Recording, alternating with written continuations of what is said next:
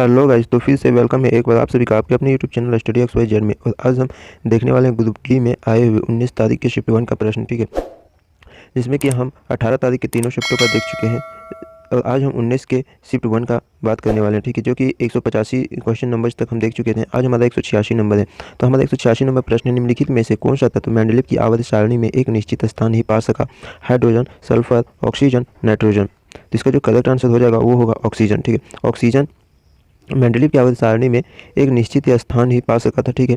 और इसके साथ ही बात करें तो मेंडलीव की आवर्त सारणी हाइड्रोजन का स्थान विवादपूर्ण था, ठीक है। मेंडलीव की आवर्त सारणी में हाइड्रोजन का स्थान जो था वो विवादपूर्ण था। और साथ ही आधुनिक आवर्त सारणी के प्रथम आवृत्ति में हाइड्रोजन का जो पहला स्थान दिया गया है, ठीक है। और आधुनिक आवर्त सारणी में पहला स्थान मिला है। मेंडलीव की आवर्त सारणी की कमी की बात करें तो मेंडलीव की आवर्त सारणी में दुर्लभ मृदा तत्वों को एक ही साथ वर्ग 3a में रखा गया था, जो कि उचित नहीं था, ठीक है।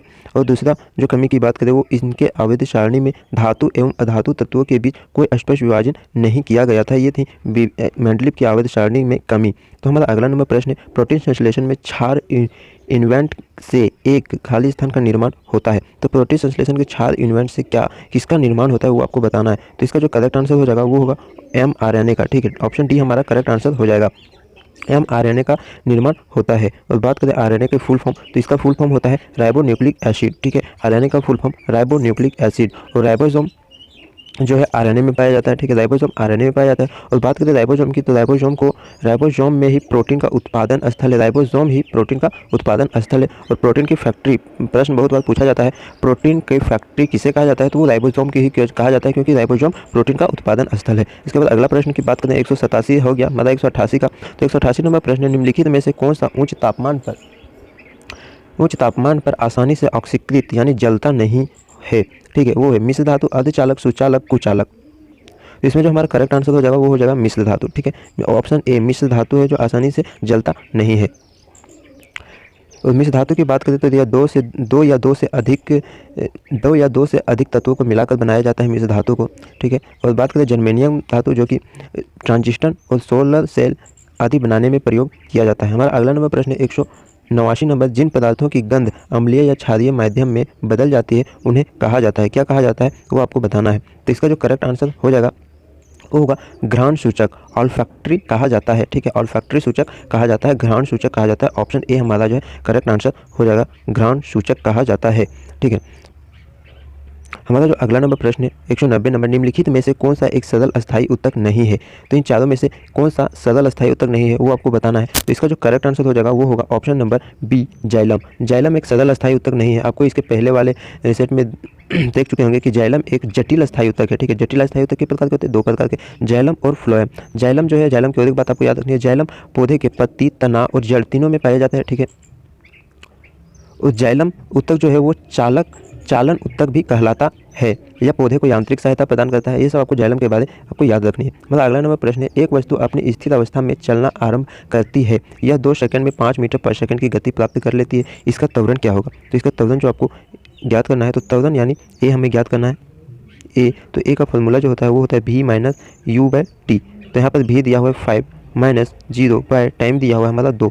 तो जब हम इसको सॉल्व करेंगे तो हमारा जाएगा 2.5, जो कि करेक्ट आंसर हो जाएगा 2.5 मीटर पर सेकंड स्क्वायर, ठीक है। 2.5 मीटर पर सेकंड स्क्वायर, जो कि ऑप्शन सी में दिया हुआ है। तो हमारा इसमें ऑप्शन सी जो है करेक्ट आंसर हो जाएगा, ऑप्शन सी 2.5 मीटर पर सेकंड। आपको फॉर्मूला याद रखना है, फॉर्मूला के माध्यम से आप निकाल सकते हैं बहुत आसानी से। हमारा अगला नंबर प्रश्न 192 नंबर, व्हिटेकर द्वारा प्रतिपादित 5 किंगडम क्लासिफिकेशन में निम्न में से कौन सा समूह शामिल नहीं है? तो इनमें से आपको बताना है कि कौन सा शामिल नहीं है। Fungi, protozoa, protista, Emilia. तो इसमें जो करेक्ट आंसर हो जाएगा वो हो जाएगा प्रोटोजोआ। प्रोटोजोआ इसमें शामिल नहीं है। ऑप्शन बी हमारा करेक्ट आंसर हो जाएगा, ठीक है। प्रोटोजोआ जो है संघ के जंतुओं के प्रचलन कुटपाद, कशाभिका या पश्माइका द्वारा होता है, ठीक है। आपको याद रखना है। और हमारा अगला नंबर प्रश्न 193 नंबर, एक 10 kg की वस्तु 5 मीटर पर सेकंड की गति से गतिमान है, वस्तु की गतिज ऊर्जा क्या होगी? आपको गतिज ऊर्जा निकालनी है। तो गतिज ऊर्जा का फॉर्मूला क्या हो जाता है? हमने पिछले सेट में देखा था, 18 तारीख के शिफ्ट 3 में आया हुआ प्रश्न था, उसमें हमने गतिज ऊर्जा का फॉर्मूला और स्थितिज ऊर्जा का फॉर्मूला देखा। तो गतिज ऊर्जा का फॉर्मूला हमारा क्या होगा? गतिज ऊर्जा यानी kinetic energy is equal to 1/2 mv², ठीक है। तो हमें m दिया हुआ है कितना? 10 kg। तो 1/2 10 को 1/2 से डिवाइड कर देंगे तो हमारा हो जाएगा 5 इंटू v 5 मीटर पर सेकंड स्क्वायर, v का स्क्वायर 5 × 25 और 25 पंजे हो जाएगा 125, ठीक है। 125 जूल हमारा करेक्ट आंसर हो जाएगा, जो कि ऑप्शन डी नंबर में है हमारा 125 जूल। ऑप्शन डी हमारा करेक्ट आंसर हो जाएगा। हमारा अगला नंबर प्रश्न 194 नंबर, विसरण के बारे में निम्नलिखित में से क्या सही नहीं है। इन 4 विकल्पों में से आपको बताना है विसरण के बारे में कौन सा सही नहीं है। तो अगर कौन सा सही नहीं है उसकी बात करें तो हो जाएगा हमारा गैस के विसरण की दर उनके आयतन पर निर्भर नहीं करती है। ऑप्शन सी हमारा करेक्ट आंसर हो जाएगा। ऑप्शन सी, गैसों के विसरण की दर उनके आयतन पर निर्भर नहीं करती है, यह हमारा नहीं होगा, यह कथन जो हमारा सही नहीं होगा। हमारा अगला नंबर प्रश्न 195 नंबर, मुक्त रूप से गिरना केवल किसमें संभव है। वातावरण में, वायु में, समुद्र में, निर्वात में आपको बताना है। तो इसका जो करेक्ट आंसर हो जाएगा वो हो जाएगा निर्वात में। ठीक है, निर्वात में मुक्त रूप से गिरना संभव है। ठीक है, निर्वात में, निर्वात ऑप्शन डी हमारा करेक्ट आंसर हो जाएगा। और बात करें प्रकाश निर्वात में भी गमन कर सकता है, प्रकाश जो है वो निर्वात में भी गमन कर सकता है। और बात करें ध्वनि की तो ध्वनि जो है निर्वात में गमन नहीं कर सकती, क्योंकि ध्वनि को किसी न किसी माध्यम की जरूरत होती है एक स्थान से दूसरे स्थान में जाने के लिए। ठीक है, तो आपको ये याद रखना है, ध्वनि जो निर्वात में कभी भी गमन नहीं कर सकती और प्रकाश निर्वात में गमन कर सकती है। हमारा अगला नंबर प्रश्न है 196 नंबर, शक्ति को किस रूप में व्याख्यात किया जाता है। तो भार बढ़ाने के लिए आरोपित बल, कार्य करने की दर अथवा ऊर्जा स्थानांतरण की दर, 1 मिनट में किया गया कार्य, ऊर्जा स्थानांतरण में किया गया कार्य। तो आपको शक्ति के रूप में व्याख्यात किया जाता है, तो ये आपको बताना है निम्न में से किसे व्याख्यात किस प्रकार से व्याख्यात शक्ति को किया जाता है। तो इसमें जो हमारा करेक्ट आंसर हो जाएगा वो होगा कार्य करने की दर अथवा ऊर्जा स्थानांतरण की दर। ठीक है, ऑप्शन बी हमारा करेक्ट आंसर हो जाएगा, इसे व्याख्यात किया जा सकता है। और बात करें कार्य की तो कार्य जो है वो एक अदिश राशि है, आपको याद रखनी है, कार्य एक अदिश राशि है। और कार्य का फॉर्मूला जो होता है कार्य बराबर जो होता है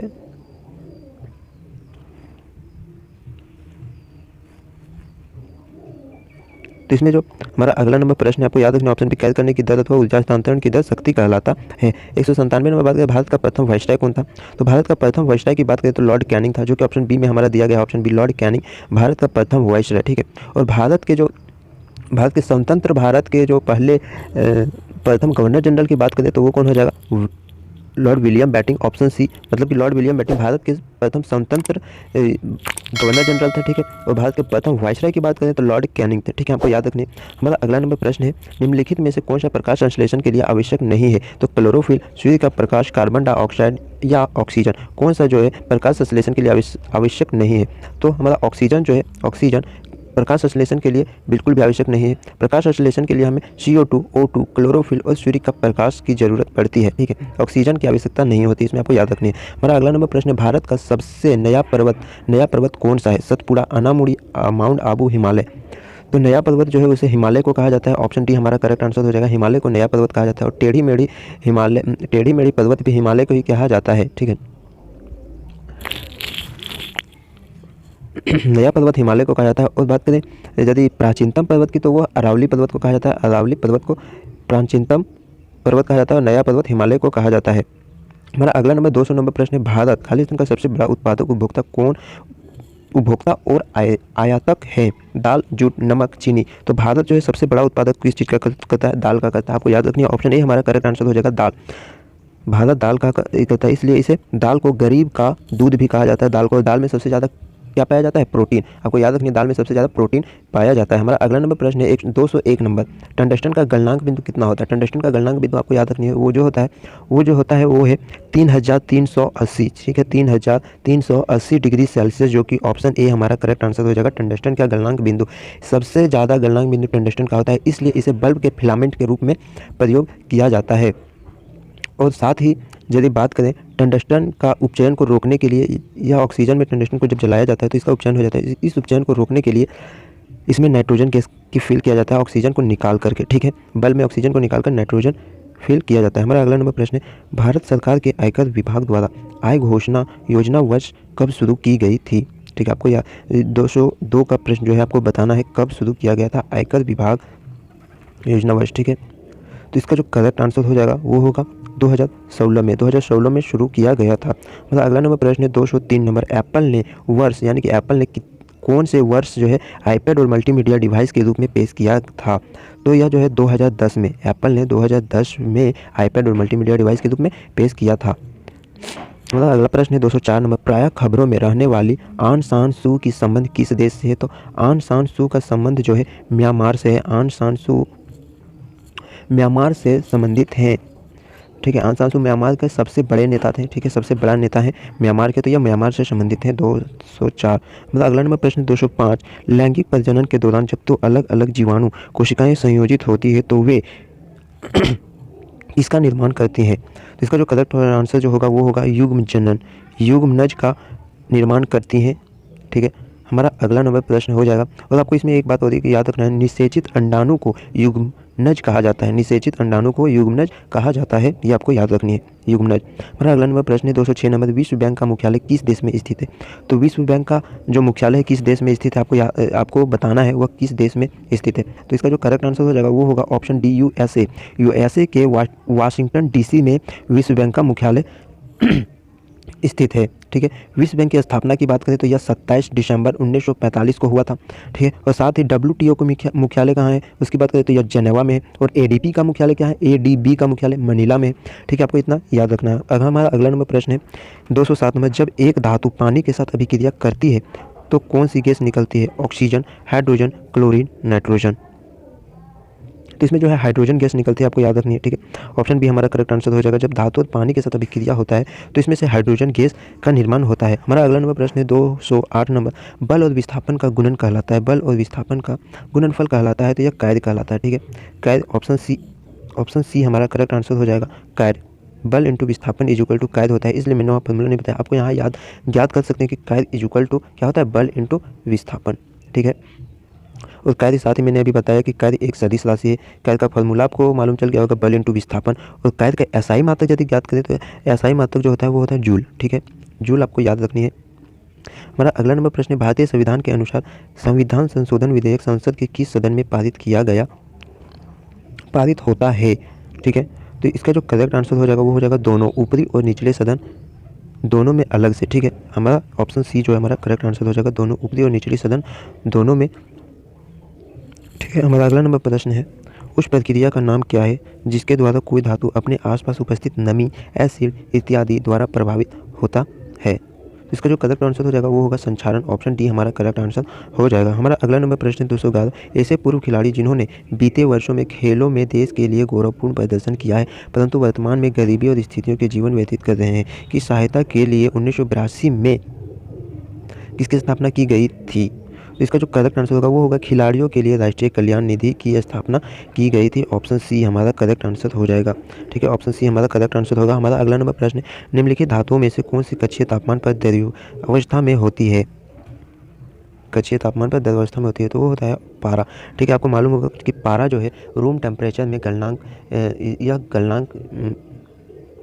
द्रव अवस्था में होता है, द्रव अवस्था में होता है। हमारा अगला नंबर प्रश्न 75वें गोल्ड अवार्ड में निम्नलिखित में से किसे सेसिल बी डेमिल पुरस्कार से सम्मानित किया गया था? तो जो ओपारा विनफ्रे जो है, ओपारा विनफ्रे, उन्हें इस पुरस्कार से सम्मानित किया गया था, जो कि ऑप्शन सी में हमें देखने को मिल रहा है। ऑप्शन सी हमारा करेक्ट आंसर हो जाएगा। हमारा अगला नंबर प्रश्न है, भारतीय फिल्म निर्देशक गुरु दत्त का वास्तविक नाम क्या था? ठीक है, गुरु दत्त का आपको वास्तविक नाम क्या था वो आपको बताना है। तो इसका जो वास्तविक नाम था वो था वसंत कुमार शिव शंकर पादुकोण, ठीक है। ऑप्शन सी में जो कि हमें देखने को मिल रहा है वसंत कुमार शिव शंकर पादुकोण था, ठीक है। हमारा अगला नंबर प्रश्न है, जलियांवाला सामूहिक हत्याकांड किस वर्ष हुआ था? तो जलियांवाला हत्याकांड जो हुआ था वो 1919 ईस्वी में हुआ था, जो कि 13 अप्रैल, डेट आपको याद रखनी है, 13 अप्रैल 1919 में जलियांवाला हत्याकांड हुआ था, ठीक है। जलियांवाला हत्याकांड के विरोध में ही महात्मा गांधी ने केसर हिंद की उपाधि जो है लौटा दी थी, ठीक है। हमारा अगला नंबर प्रश्न है वो है, ऑक्टेट्स का न्यूलैंड सिद्धांत केवल खाली स्थान तक लागू होता है, किसमें लागू होता है वो आपको बताना है। तो यह जो है कैल्शियम तक ही लागू होता है ऑक्टेट का न्यूलैंड सिद्धांत, ठीक है। ऑक्टेट का न्यूलैंड सिद्धांत जो है वो सिर्फ और सिर्फ कैल्शियम तक ही लागू होता है, ये आपको याद रखना है। ऑप्शन ए हमारा करेक्ट आंसर हो जाएगा। अगर बात करें आवर्त सारणी पर जो है कई विद्वानों ने इस वर्गीकरण पर जो है प्रयास किए थे। वो पहले थे पाउंड की परिकल्पना, दूसरा था डेवरनन की चित्रण का सिद्धांत, तीसरा था डूबा सम्मूलन श्रेणी, चौथा था न्यूलैंड का आउटक नियम, पांचवा था लोथल मैर का परमाणु आयतन तथा परमाणु भार वक्र का नियम, और छठा था मैंडलीव का आवेद नियम, ठीक है।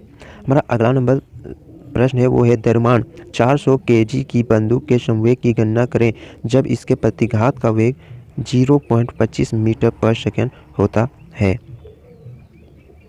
तो तो इसमें हमें क्या ज्ञात करना है, संवेग ज्ञात करना है, जो कि संवेग को किससे प्रदर्शित किया जाता है, p से किया जाता है। और p का फॉर्मूला हमें ज्ञात है m इंटू बी, ठीक है। m दिया हुआ है हमें 400, ठीक है। m कितना दिया हुआ है हमें 400 दिया हुआ है, इंटू भी दिया है 0.25। जब हम पॉइंट हटाएंगे तो नीचे हमारा 100 इंटू 25/100, और साथ यहाँ डबल जीरो कट जाएगा, 25 चौके इंटू करें तो मतलब 100 जो है 100 मीटर पर सेकेंड जो है हमारा करेक्ट आंसर हो जाएगा, जो कि ऑप्शन ए में हमारा देखने को मिल रहा है, ठीक है। ऑप्शन ए 100 किलोमीटर पर सेकेंड,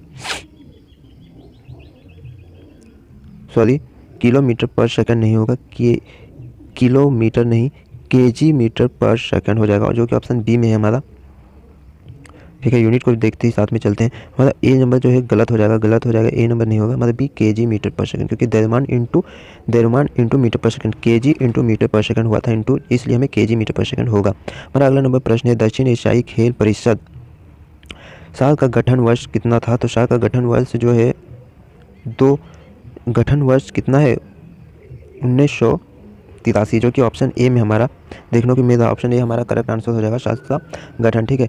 अब बात करें सार्क की स्थापना जो है, सार्क का स्थापना जो है 1985 ईस्वी में की गई थी, ठीक है। साथ में सार्क में कितने सदस्य हैं उसकी बात करें तो 8 सदस्य हैं, वर्तमान सदस्य कितने हैं 8 सदस्य हैं।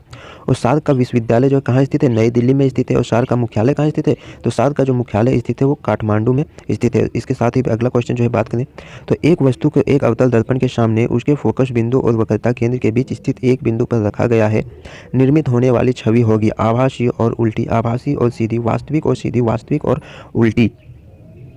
तो इसका जो होगा, इसकी जो छवि है वो होगी वास्तविक और उल्टी, ऑप्शन डी हमारा करेक्ट आंसर हो जाएगा। इसके साथ ही बात करें हमारा अगला नंबर प्रश्न की, जो कि 220 नंबर प्रश्न है, यांत्रिक ऊर्जा होती है, यांत्रिक ऊर्जा किसके बराबर होती है वो आपको बताना है।